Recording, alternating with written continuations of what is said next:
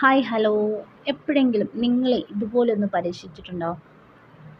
അധികം പഴുക്കാത്ത പഴം എടുത്തിട്ട് ഇതുപോലെ കട്ട് ചെയ്ത് വെക്കുക.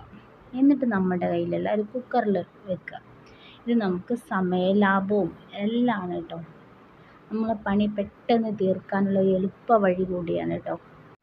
നമുക്ക് നല്ല ഹെൽത്തി ആയിട്ട് പഴമൊക്കെ പുഴുങ്ങിയെടുക്കാൻ അധികം വെന്തുടയാതെ എടുക്കാൻ പറ്റിയൊരു നല്ലൊരു അടിപൊളി മെത്തേഡാണ് കേട്ടോ.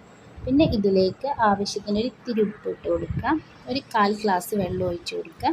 പിന്നെ നമ്മൾ വിസിലിട്ടതിന് ശേഷം ഒറ്റ വിസിൽ, ആ വിസിലോട് കൂടി നമ്മളിതാ തുറന്നാൽ ഇതുപോലെ ഇരിക്കും. എത്ര പെട്ടെന്ന് ആ പഴം പുഴുങ്ങിയത്. പിന്നെ നമ്മളിതിൽ വെള്ളം വാർത്തെടുക്കാൻ ഇതിൽ വെള്ളമൊന്നും ഉണ്ടാവില്ല, ഒക്കെ വറ്റിയിട്ടുണ്ടാവും. ഇത് കട്ടൻ ചായയുടെ കൂടെ കഴിക്കാൻ പറ്റുന്ന നല്ല അടിപൊളി ഒരു കോമ്പിനേഷൻ കൂടിയാണ്.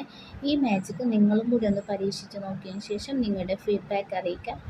ടാറ്റാ.